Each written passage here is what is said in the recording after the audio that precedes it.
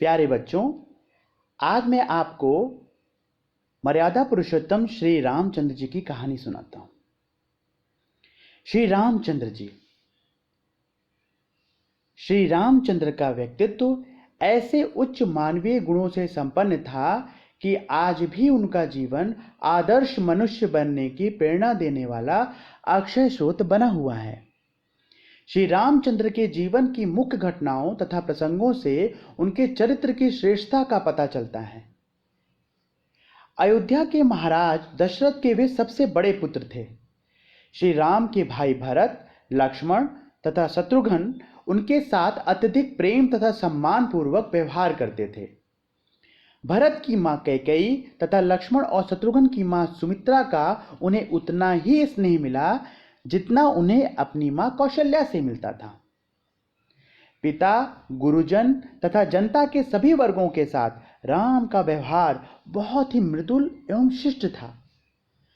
अपने छोटे भाइयों को प्रसन्न करने के लिए वे खेल खेल में स्वयं हार कर उनको विजयी बना देते थे। बच्चों, एक बार ऋषि विश्वामित्र राक्षसों के उपद्रव के कारण आश्रम में यज्ञ नहीं कर पा रहे थे। आश्रम वासियों की रक्षा और निर्विघ्न यज्ञ करने में सहायता के लिए वे राजा दशरथ के पास आए। ऋषि ने राजा से राम और लक्ष्मण को मांगा। पिता की आज्ञा मानकर राम और लक्ष्मण ऋषि के साथ आश्रम पहुंचे। दोनों राजकुमारों ने अद्भुत साहस तथा शौर्य के साथ आश्रम वासियों की रक्षा की। अत्याचारी राक्षसों का दमन कर उन्होंने आश्रम और उसके आसपास शांति स्थापित की। इसी बीच विश्वामित्र को जनकपुर में राजकुमारी सीता के स्वयंवर का समाचार प्राप्त हुआ। राजा जनक ने यह शर्त रखी कि शिव के धनुष को उठाकर उसकी प्रत्यंचा चाहने वाले के साथ ही सीता का विवाह किया जाएगा। अपने गुरु का आदेश पाकर श्री राम ने शिव धनुष को उठाया और प्रत्यंचा चढ़ाते ही शिव धनुष टूट गया। सीता के साथ विवाह के बाद राम अयोध्या लौटे और उनका जीवन सुखपूर्वक व्यतीत होने लगा। अब राजा दशरथ वृद्ध हो चले थे। वे राम का युवराज पद पर अभिषेक कर शासन के भार से मुक्त होना चाहते थे। उनकी इच्छा अनुसार अभिषेक की तैयारी होने लगी। तभी दासी मंथरा ने कैकेयी के कान भरे। मंथरा के बहकावे में आकर कैकेयी ने राजा से 2 वर मांगे, जिनके लिए राजा पहले वचन दे चुके थे।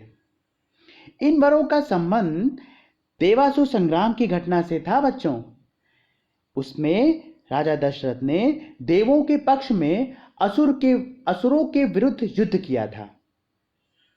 युद्ध स्थल में कैकेयी ने बड़े साहस के साथ राजा की सहायता की थी।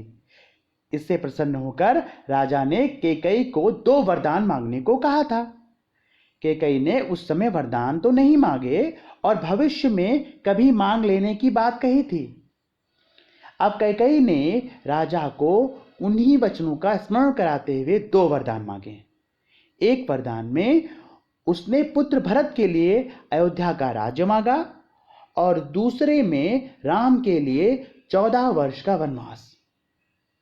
राजा बहुत ही दृढ़ प्रतिज्ञ थे और प्रण के पालन के लिए वे अपने प्राण की भी चिंता नहीं करते थे। अपने प्रिय पुत्र राम को वनवास देने की कल्पना ही उनके लिए अत्यधिक कष्टदायक थी। फिर भी वचन के धनी राजा ने अपना प्रण निभाया। राम के वियोग में दशरथ का जीवित रह पाना कठिन था, किंतु उन्होंने प्रण नहीं छोड़ा। राम पिता की आज्ञा को शिरोधार्य कर सहर्ष वन के लिए चल पड़े। उनके साथ सीता और लक्ष्मण ने भी वन की राह पकड़ी। राम की अनुपस्थिति में राजा दशरथ की मृत्यु हो गई थी। भाई भरत राम को मनाकर अयोध्या वापस आने के लिए चित्रकूट गए। उस अवसर पर भी राम ने पिता की आज्ञा के पालन पर दृढ़ रहने का संकल्प दोहराया और वनवास की अवधि पूर्ण होने पर अयोध्या लौटने का आश्वासन दिया। जब वे अयोध्या से वन की ओर जा रहे थे, तब नदी पार करते समय उनकी भेंट निषाद राज गुह से हुई। गुह ने भाव विभोर होकर उनका स्वागत किया। रामचंद्र जी ने उनके अपनेपन के भाव को सम्मान दिया और वे गले लगाकर उनसे मिले। भीलनी शबरी के आतिथ्य को भी उन्होंने सहर्ष स्वीकार किया।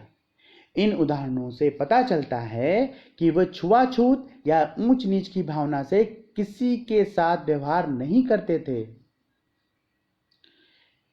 बच्चों, वनवास की अवधि में श्री रामचंद्र जी को अनेक बार कठिन परिस्थितियों का सामना करना पड़ा। जब वे पंचवटी में कुटी बनाकर रह रहे थे, तब लंका के राजा रावण की बहन शूर्पणखा वहां आई। रामचंद्र जी को देखकर वह आकृष्ट हुई और उसने उनके साथ विवाह का प्रस्ताव रखा। रामचंद्र जी विवाहित थे और उनकी पत्नी सीता जी उनके साथ थीं। उन्होंने शूर्पणखा के प्रस्ताव को ठुकरा दिया। शूर्पणखा के हठ के कारण लक्ष्मण जी ने उसे दंडित किया, तो वह क्रोधित होकर रावण के पास पहुंची। रावण उसके अपमान से बहुत क्रोधित हुआ। रावण ने छल पूर्वक सीता जी का अपहरण कर लिया। रामचंद्र जी ने सीता जी की खोज की।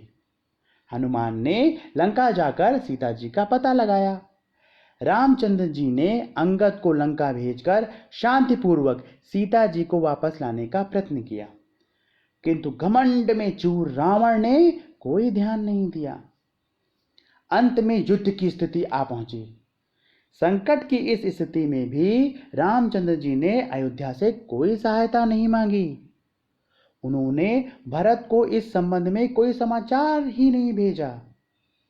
किष्किंधा के राजा सुग्रीव और अंगद, हनुमान आदि की सहायता से उन्होंने अपनी सेना तैयार की और अपने बाहुबल से रावण को युद्ध में परास्त कर दिया। यह उनके स्वावलंबन तथा आत्मबल का अनुपम उदाहरण है। रामचंद्र जी ने लंका पर विजय प्राप्त करने के बाद वहां का राज्य रावण के भाई विभीषण को सौंप दिया। इससे पहले किष्किंधा के राजा बलि को हराने के बाद उन्होंने वहां का राज्य उसके भाई सुग्रीव को सौंप दिया था। यह निर्णय बहुत ही बुद्धिमत्तापूर्ण और दूरदर्शितापूर्ण था। सीता जी और लक्ष्मण के साथ रामचंद्र जी अयोध्या लौटे तो जनता ने उनका हार्दिक स्वागत किया। बहुत धूमधाम से रामचंद्र जी का राज्याभिषेक हुआ। उनकी अनुपस्थिति में भरत ने अयोध्या के राज्य को धरोहर की तरह सुरक्षित रखा और शासन का संचालन किया।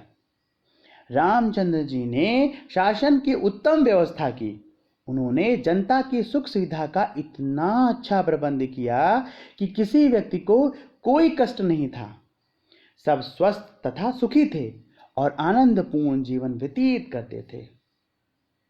बच्चों, यदि समाज के सभी वर्गों और व्यक्तियों की आवश्यकताओं को पूरा करने की उत्तम व्यवस्था हो जाए तो शांत और सुख की स्थिति आ ही जाती है। रामचंद्र जी के राज्य में शासन की ऐसी ही व्यवस्था की गई। उत्तम भोजन, आवास तथा रहन सहन, शिक्षा, स्वास्थ्य, रक्षा, मनोरंजन आदि की सुविधाएं सबको सुलभ थी।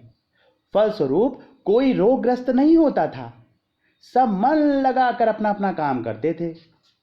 अन्न, फल, दूध, घी आदि का पर्याप्त उत्पादन होता था। इसलिए लोगों को किसी प्रकार के अभाव का सामना नहीं करना पड़ता था। लोग आपस में मिलजुल कर प्रेम भाव से रहते थे। बच्चों, रामचंद्र जी के राज्य में जनता को वे सभी सुख सुविधाएं सुलभ थी जिनकी आज के लोक कल्याणकारी राज्य में कामना की जाती है। इसीलिए राम राज्य लोक कल्याणकारी राज्य का पर्याय बन गया था।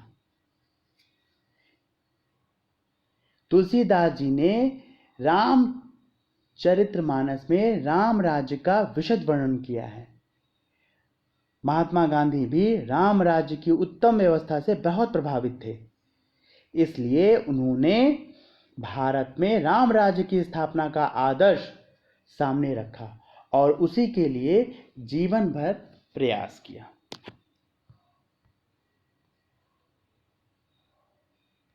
धन्यवाद।